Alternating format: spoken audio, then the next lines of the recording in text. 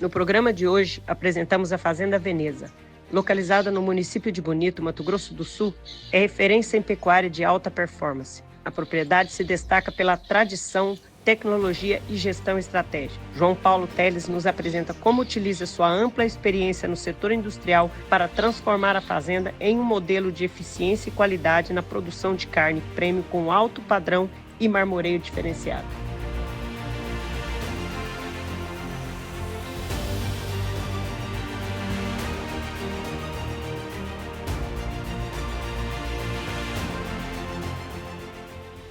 Quem é o João? O João Teles é uma pessoa que ele vem de uma formação de exatas. Eu sou formado pela FATEC São Paulo, eu sou pós-graduado pela Politécnica em administração industrial. Tive uma carreira toda pautada dentro da indústria automobilística e depois dentro da indústria de bens de consumo.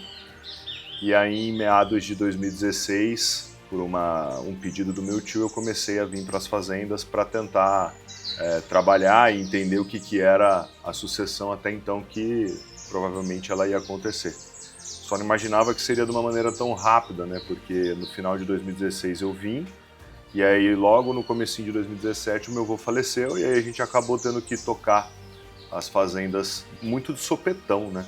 A gente passou 2 meses e pouco aprendendo sobre o negócio, entendendo o que era pecuária. Eu sou e era na época um apaixonado por churrasco, então para mim era até ali. Não entendia por trás o que tinha, o que não tinha, os rendimentos. Essa estrutura toda, a dificuldade que é, o porquê que eu não posso colocar tantos boi dentro de um piquete. Então assim, cru de tudo. Mas por um outro lado, uma pessoa muito bem intencionada, uma pessoa que buscou conhecimento. Aberta a conhecimento. Exatamente. Em 2017, a gente recebeu um consultor dentro do grupo. O grupo precisava de um norte. Esse consultor, a primeira pergunta que ele me fez foi assim: quantos amigos pecuaristas você tem? Eu falei: olha, eu não tenho nenhum. Quem você conhece? Eu falei: eu conheço meu tio, conheci meu avô, mas mais ninguém não, mais ninguém. E aí eu de bate pronto falei: pô, eu preciso fazer alguma coisa, e eu tava navegando na internet, achei a pós do Reagro, que é uma instituição de um amigo meu, né, do Vitoriano, que foi CEO da Cara Preta. Me receberam de braços abertos, no princípio foi bem assustado, eles ficaram assustados porque a pós ela é focada em produção de carne, mas a maioria é veterinário zootecnista, e o que um cara de tecnólogo em processo de produção está fazendo lá. Então eu entrei meio com o rótulo de herdeiro, mas fui. E aí comecei a fazer. Lá eu comecei a conhecer muita gente, então muito veterinário, muito zootecnista, tinha até agrônomo, e a gente começa a entender como é que a roda gira. Eu conheci o Léo, que é hoje o meu braço direito aqui dentro da Agro 2A, e aí sim o mundo começou a mudar um pouco da minha visão de pecuária, né? Com relação ao que eu tinha que observar, o que eu não tinha que observar, indicadores zootécnicos, tudo isso foi traçado para a gente poder ter um foco e um objetivo para poder chegar no que a gente quer.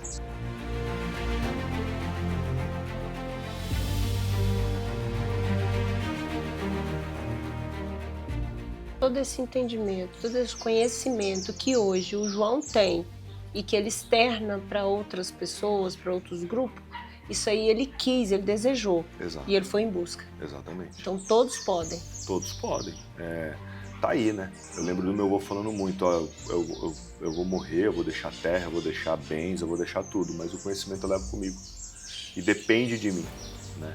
E aí eu penso da mesma maneira, um pouquinho diferente, de ter o conhecimento e por que não passar de uma maneira mais sucinta, de uma maneira mais leve, porque às vezes a gente fala muito de pecuária e as pessoas... É meio um bicho de 7 cabeças, né? Quando a gente vai falar de ganho médio diário, a gente fala arrobas por hectare e por aí vai, as pessoas não entendem muito bem as correlações disso com os ganhos da propriedade. E aí foi onde eu comecei, eu entrei para a confraria da carcaça do Nelore e comecei a gravar uns vídeos. E aí começou a dar muito certo. E aí a Liliane da DGT falou assim para mim: poxa, você tem uma linguagem mais fácil, as pessoas entendem, grava mais. E eu comecei, daí em diante, surgiu os meus pezinhos de ar fácil, eu fui gravando, fui falando e foi dando resultado.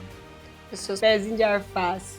Ele hoje compreende que a pecuária ela é além da propriedade, né? Exato. A pecuária ela é fascinante, né? Ela gera um fascínio na gente porque, você, com o que você gera dentro da propriedade, os funcionários, essas famílias dependem da gente, né? Direto ou indiretamente.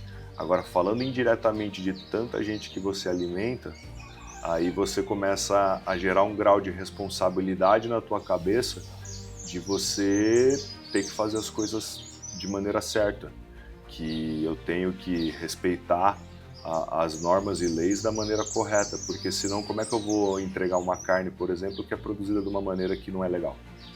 Então isso tudo faz com que a gente, de certa forma, eleve o nosso grau de ser, vamos dizer assim, de existir, porque a gente acaba sendo exemplo para muita gente, né? O João sempre preza bem-estar animal, hoje, amanhã e sempre. Esse é o lema dele, esse é o cuidado que ele pede. Trabalhar com o João é a mesma coisa que uma família, sabe? É muito bom, é prazeroso estar podendo trabalhar com ele.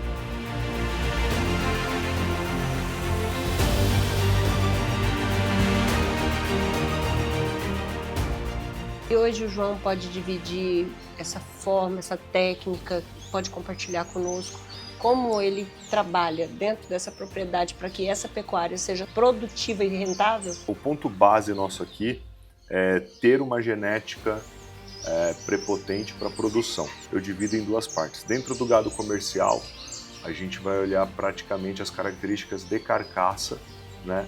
E eu olhando as características de carcaça e pós isso observando os animais que são mais pesados, eu consigo consequentemente ter os animais que são prepotentes para a produção de carne. Isso é ponto base. Então dentro do gado comercial eu não vou olhar muito as questões de orelha, do racial do animal, vamos dizer assim, né? Eu posso deixar ele livre, eu vou colocar os touros que eu acredito e já tenho produção para poder fazer uma pecuária produtiva. Agora, quando a gente vai pro gado puro de origem, aí muda um pouco o jogo, porque são animais que eles vão passar numa TV, eles vão ser vistos pelas pessoas, eles têm que ser animais que agradem aos olhos. Então eu tenho que trabalhar os filtros antes e ele tem que ser agradável aos olhos. Então eu vou colocar carcaça, eu vou colocar índices, eu vou colocar genômica e ele tem que ser agradável aos olhos, porque senão eu não vou conseguir vender. Então em cima disso tem toda uma preparação para o leilão, tem toda uma parte feita e aí começam as equipes a se distribuir dentro da fazenda. Para o gado comercial a gente tem as rotinas normais, como qualquer outra propriedade, não tem nenhum pulo do gato, nossa, o que eu estou fazendo? Então eu vou lá, faço 2 inseminações e touro de repasse, né? A diferença um pouco começa aí. Eu acho que com relação aos touros de repasse que eu compro ou que eu produzo, eu busco muito touro de repasse exatamente igual aos índices que eu uso na inseminação. Para quê? Para eu ter um padrão. Então é isso que vai me gerar padrão. Hoje, para você produzir carne, a maior briga dentro da indústria é a falta de padrão. Então quando eu trago desde a genética até agora, o padrão ele acaba aparecendo. Tá? Então se eu mantenho o ambiente, mantenho todos os manejos que eu estou fazendo dentro da fazenda, o padrão ele surge e aí é muito tranquilo para a gente trabalhar. Uma outra coisa que eu faço dentro da propriedade quando eu vou confinar os animais, eu faço a ultrassonografia de carcaça pré-confinamento. Isso aqui é uma coisa muito legal que a gente veio descobrindo ao longo do tempo, que a gente consegue reduzir demais o custo dentro da propriedade. Porque, por exemplo, quando você vai em qualquer propriedade hoje que não utiliza técnica, é tudo por peso. É peso, peso, peso. Então eu vou ter uma baia com 400 quilos de média, né? Então vai de 380 a 420. Eu vou ter outra baia e assim sucessivamente. Aqui não. Aqui é por porcentagem de gordura. Então os animais que estão próximo a acabar, ele é passado o ultrassom e no próprio ultrassom fala, ó, mediante o que você está me informando da dieta e tal, ele faz um cálculo e fala, ó, falta tantos dias de coxo. Então, para você ter uma ideia, já peguei animal que ia ficar quase 60 dias aqui dentro da fazenda que já estava pronto. Olha. Então você imagina só hoje, numa diária aí de R$15, eu tiro R$900 do custo de um animal. Então assim, às vezes o pecuarista ele olha para o que está gastando, mas ele não olha para o que ele economiza. porque isso é uma coisa que eu aprendi muito em indústria. Em indústria a gente tem um negócio que chama saving. Saving é o quê? É a ação que eu faço e o impacto que ela vai dar de redução de custo. Redução de custo, né? Entendeu? Então você imagina só, por animal eu tirar, não por animal, mas vamos falar numa média aí de R$200. Cara, eu confio aqui 600 animais, eu estou falando de quase R$120 mil. Então assim, temos que pensar nisso. É importante as pessoas pensarem nisso. Por quê? Porque é isso que vai fazer a pecuária andar, né? Para o gado PO, Claudinha, muda um pouco. Para o gado PO a gente tem, a gente roda as planilhas do começo da estação, trabalha os grupos de manejo, então vou trabalhar os carimbos normais que a gente trabalha, mais as precocinhas. E aí entra o Embrapa acasalando, o Antônio Emílio, que é uma pessoa que a gente confia muito, que faz a parte de acasalamento justamente para fenótipo, para... ele vai ver a prumo, ele vai ver umbigo, ele vai ver linha de dorso, ele vai ver inserção de cauda, ele vai ver toda essa parte não estética, mas funcional do animal. Eu pego muito nessa parte funcional. Aí, tendo essa cesta de touros, cai para a Liliane da LGT para ver quem tem ultrassom e quem não tem. Então, quem tiver ultrassom ou for netos de animais que tenham ultrassom, a gente usa. Tá? Então, aí vem para minha mão e a do Léo, e aí a gente tira o crivo e gera a cesta de touros. Então nessa estação a gente vai usar esses 10 touros. E pronto. E vai fazendo. E aí, uma das coisas que a gente não abre mão aqui dentro é a tecnologia de transferência de embrião. Então, assim, a gente veio no primeiro ano fazendo 700 barrigas, aí foi diminuindo um pouco, foi caindo. Esse ano vão ser mais ou menos 100 barrigas aqui dentro da propriedade, com parceria para fazer mais 700 barrigas fora. Trabalhar com o João é sempre estar envolvido com alta tecnologia. A Fazenda 2A, o João Teles, eles investem muito em biotecnologias de uma maneira geral, tanto na parte da reprodução quanto nas outras técnicas que a gente tem em melhoramento. E eu posso dizer assim que acompanho de perto a evolução e a seriedade no qual ele toca o projeto.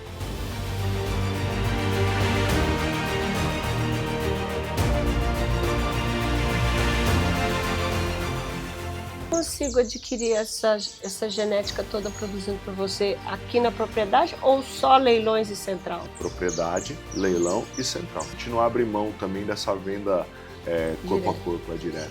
E onde o teu futuro parceiro vai conhecer exatamente o que é um trabalho que vai dar lucro para ele. Para amanhã ou depois ele não ter frustração. Exatamente. Ele vem aqui, quando ele vem aqui, ele olha o sistema de produção, olha a fazenda que a gente tem, a maneira como a gente trabalha e fala, pô, é possível.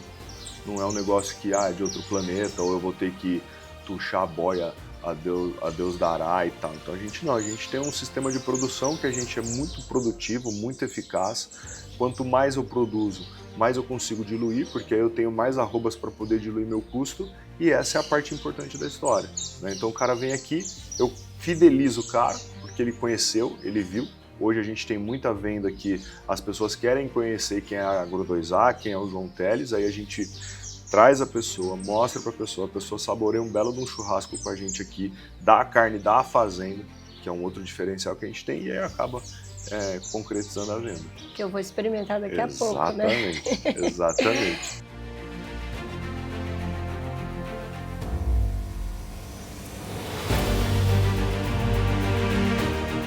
João, a gente deu uma volta na fazenda, fomos conhecer o confinamento, né, as matrizes, fomos conhecer um pouquinho de tudo.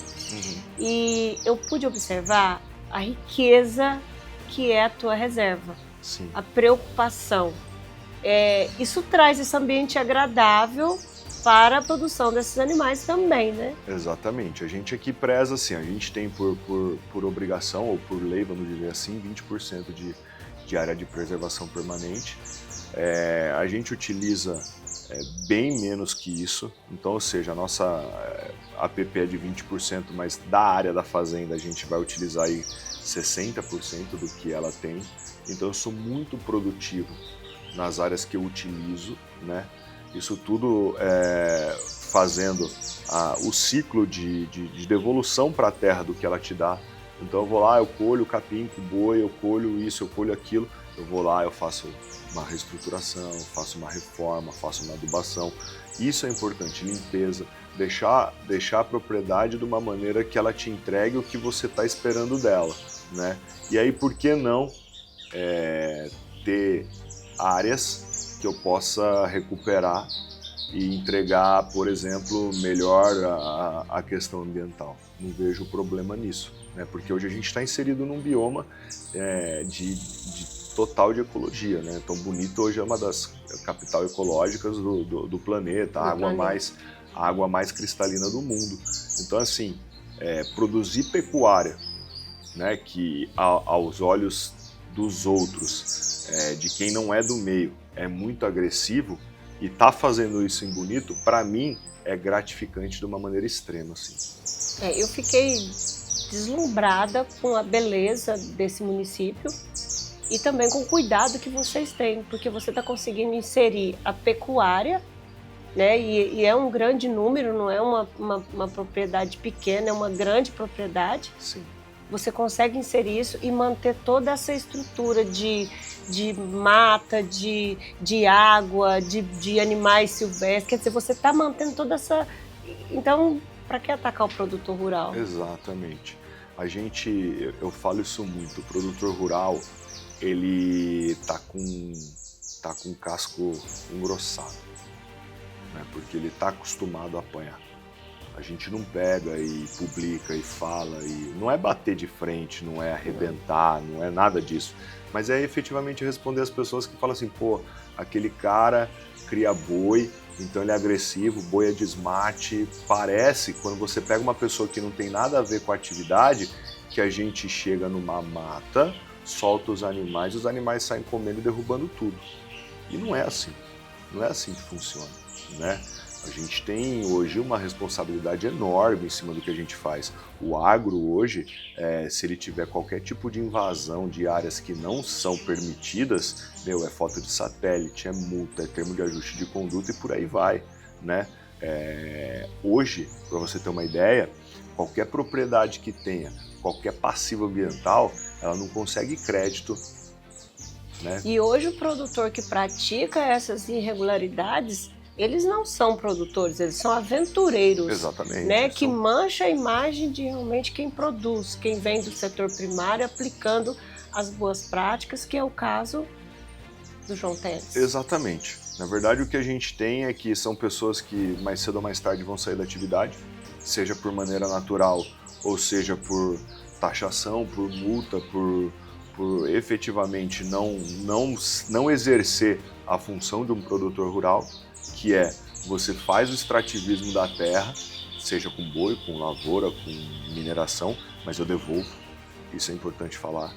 E é dessa maneira, essas pessoas são pessoas extremamente agressivas, são minoria, mas uma grande minoria, né? Então é muito, o número é irrisório perto das pessoas que fazem bem, perto das pessoas que renovam. Hoje você já tem fazendas hoje, por exemplo, que não necessitam de adubo comprado fora, fazem a própria geração de energia em cima do resíduo de confinamento, fazem ração para peixe dentro desse resíduo.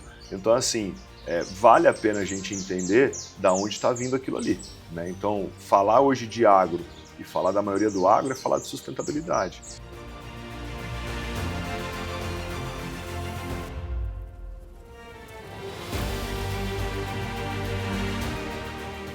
O fato de vocês terem uma carne de qualidade, isso não basta, você quer mais. O que a gente quer, Claudinha, efetivamente, eu falo isso na minha visão, são alguns pontos. Primeiro de tudo, é ser motivo de orgulho para os meus. Né? Então assim, enquanto eu estiver sendo orgulho para minha família, tá tudo certo, eu não preciso mais nada. O segundo ponto é a carne, ela é um alimento sagrado. E eu falo sagrado por quê? Porque o que a carne reúne, nenhum outro alimento reúne. Né? Quantidade de ferro, quantidade de vitaminas, quantidade de gordura necessária e por aí vai. A gente tem aqui dentro a oportunidade de fazer uma carne de qualidade. Quando eu falo de carne de qualidade, eu não estou nichando o meu mercado, eu não vou vender para rico. Eu estou falando de melhorar a carne, eu estou falando de melhorar o boi. Eu não consigo melhorar só a picanha, ou melhorar só o contrafilé, ou melhorar só os cortes que são. Eu melhoro o boi em todo sentido. E quando a gente fala de carne de qualidade para as pessoas consumirem, é uma carne que ela gera uma saciedade muito alta. Então assim, enquanto eu como 1 quilo de carne normal, sem produção genética para aquilo, eu como meio quilo de carne melhorada, é o mesmo efeito. Né? Quando a gente traz o marmoreio, que a gente fala, que essa característica que ainda não é uma característica econômica, a gente traz saciedade. Só que junto com a saciedade a gente traz a gordura insaturada. É uma gordura que é muito semelhante à do azeite. E melhor ainda, a gordura do Nelore, quando depositada junto com o marmoreio, ele deposita uma proteína que é muito benéfica ao coração. Então assim, literalmente, eu falei isso com um amigo meu outro dia, que a carne deveria ser vendida em farmácia. Isso com certeza eu posso te afirmar, porque eu corro e em situações extremas de longos, acima de 20 km, eu tenho um consumo alto da proteína bovina e para mim é essencial. Exatamente. É fundamental para a minha energia. A gente tem aí o Medeiros, né, que é um atleta que faz esses Ironman, faz essas provas de longa duração, que é só dieta carnívora.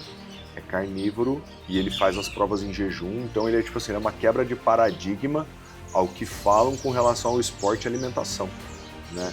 É um cara que tudo à base de carne e corre lá, sei lá, 200 km em 3 dias. Então assim, é uma loucura. Então a gente vê o tamanho que a carne pode tomar de proporção com relação a sanar a fome, né? Porque hoje você conseguir distribuir carne de qualidade, mesmo que ela seja os cortes que são os cortes que a gente julga não nobre, é um corte que vai dar uma saciedade enorme na pessoa que está comendo. Então a gente está diante de uma solução que eu acho que por algum motivo ou outro que não incorre ao produtor rural, ainda não foi descoberta, porque senão o negócio dá um boom tremendo. Mas a carne é a solução para tudo. E qual o limite? Eu acho que não tem limite para o consumo de carne, pelo menos aí para os próximos 20 anos.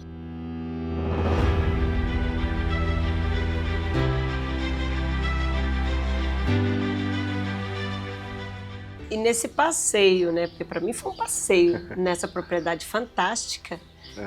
Nós encontramos uma paixão em comum, né? Sim. Quarto de milha. O quarto de milha, o famoso cavalo. Ele é uma paixão que transcende, né? Eu já tive várias vezes de estar aqui, sei lá, nervoso, inquieto, e aí eu vou ali, caminho na baia, e aí eles saem.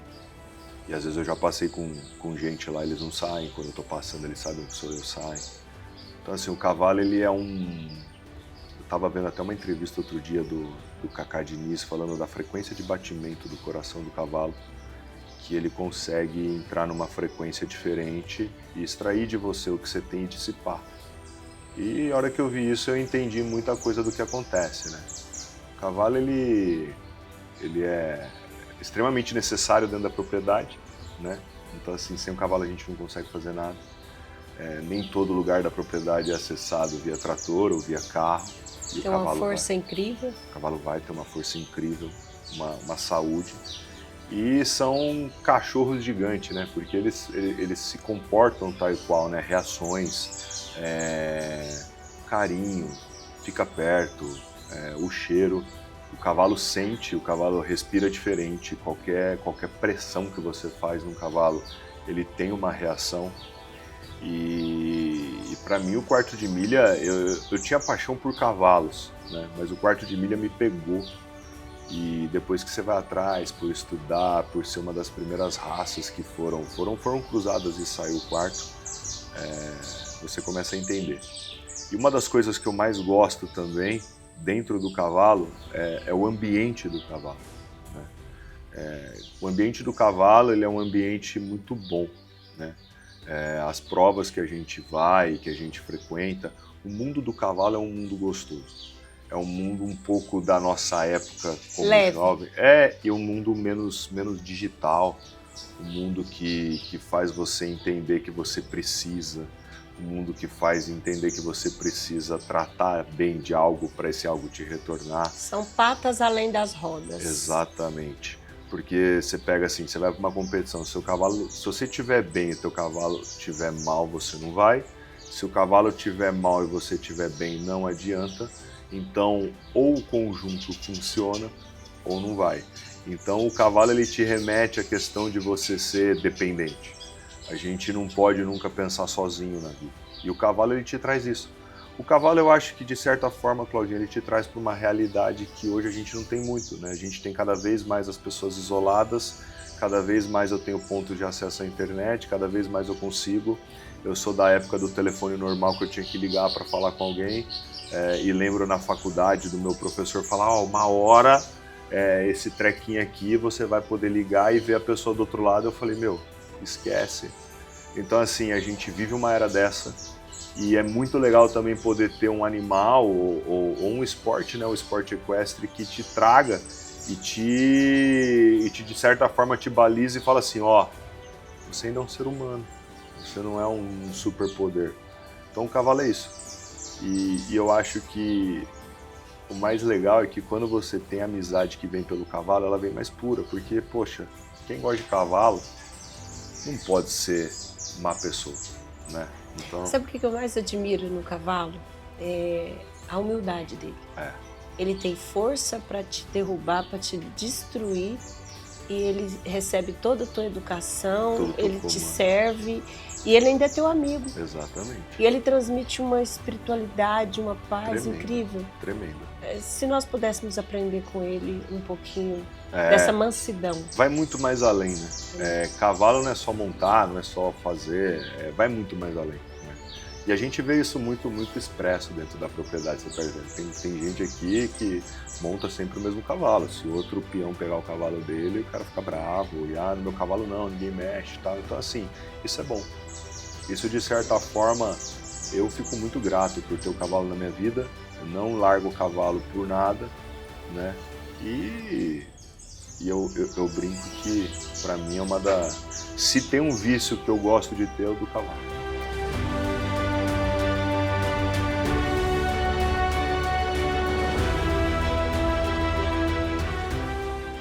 E o que é Deus para o João Teles? Deus é o princípio, o meio e o fim.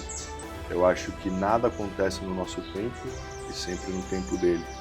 Às vezes a gente briga e passa a não entender, mas a gente... Eu estava conversando com uma pessoa que me deu muita luz essa semana, do cavalo. E eu fui visitar ele, a gente foi conversar e ele falou assim, olha, eu passei por um período aqui muito difícil e uma pessoa do cavalo me ajudou, né? E eu achei muito legal porque ele não reclamou do que ele passou.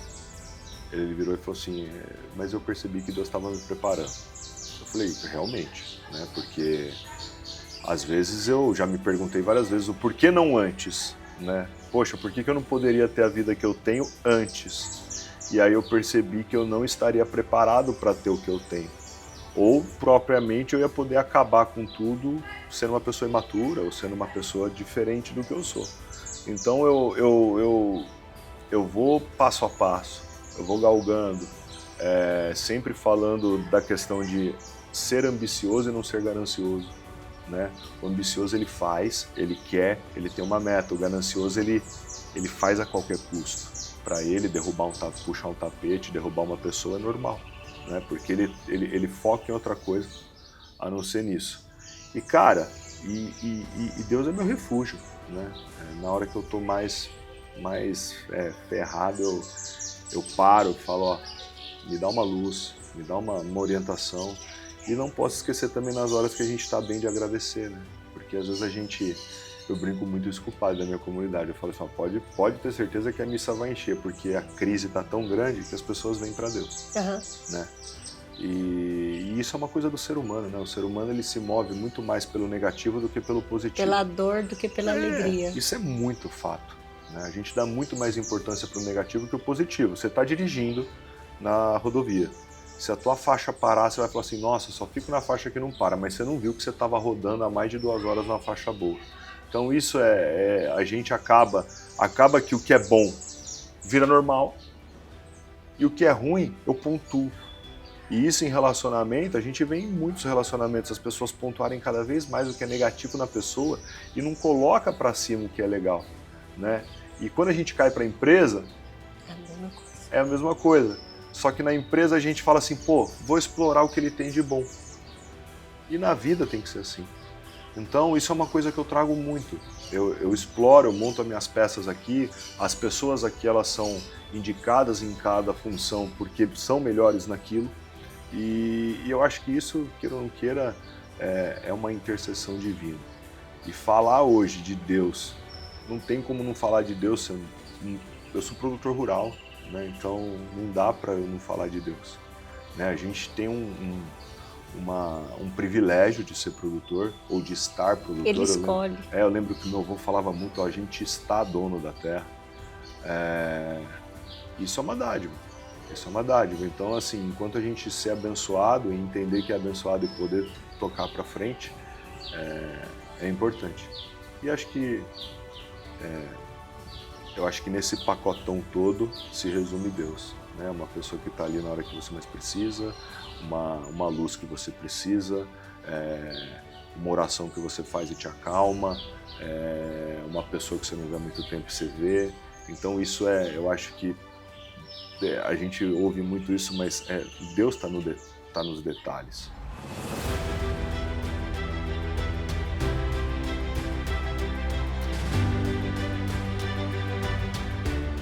Nenhuma vez eu pensei em fazer esperando em sucessão familiar dos meus filhos, né?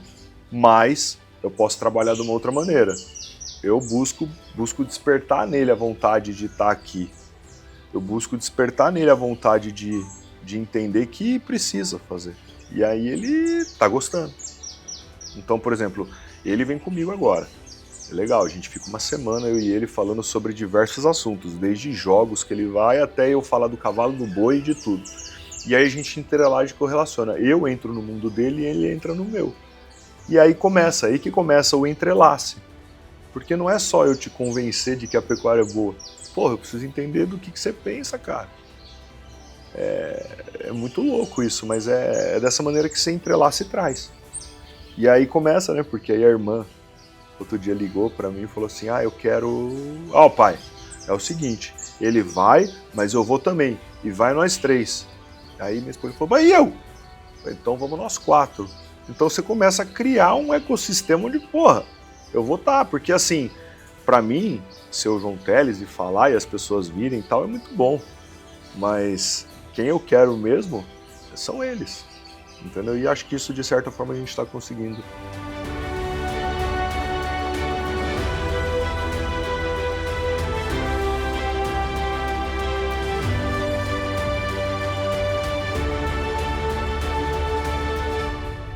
Me conta como que é essa experiência de estar o dia a dia com seu pai aqui. A experiência é o seguinte, a gente acorda bem cedo, meu pai faz um café pra mim, um café muito bom por acaso, que ele nunca erra. Não. Então, praticamente é o seguinte, meu pai, a gente acorda cedo e a gente vai pro curral pra gente poder apartar a vaca ou fazer qualquer coisa. Mas, geralmente, quando a gente sai de lá, a gente já vai almoçar. Que dá uma baita fome. E chega tarde, eu jogo mais e volto pro curral pra poder terminar as coisas lá que ficou de manhã. E à noite eu durmo. É uma rotina equilibrada, então. Uma rotina equilibrada. E prazerosa. Prazerosa pra caramba. Gosta? Eu gosto. Muito bom. Adoro. Essa é a realidade da família do agro, né? Essa é. A gente busca... Quando vem eu e o Arthur, a gente busca essa conexão de pai e filho, mas mais que isso, ele entender que isso aqui também é dele. Né?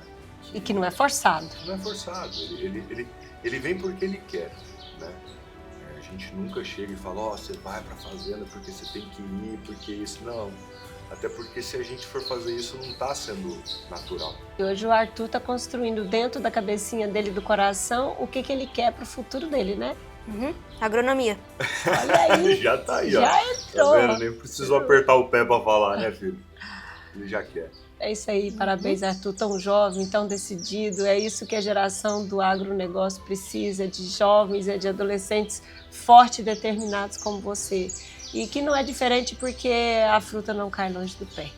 A gente agradece, Claudinha, mais uma vez pela sua visita, por ser essa pessoa assim, sabe, de brilho, de energia. Quando chega, a gente já ficou todo mundo motivado para poder gravar, essa equipe maravilhosa, né, Arthur? E a gente está aqui à disposição, sempre que precisar, venham. Vamos ver se no futuro próximo a gente vem falar com o Arthur, né, tocando isso aqui, que é o que eu espero. E vamos para cima. Partiu. É uma experiência única que eu vivo com meu pai.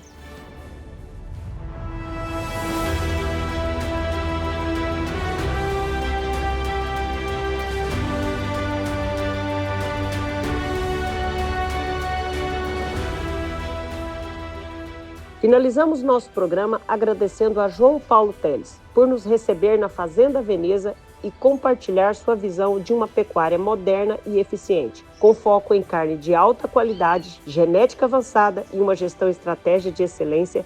A Fazenda se consolida como exemplo de tradição, inovação e meio ambiente podem caminhar juntos para transformar o setor. Continuaremos trazendo histórias inspiradoras como esta, para valorizar quem faz a diferença no campo.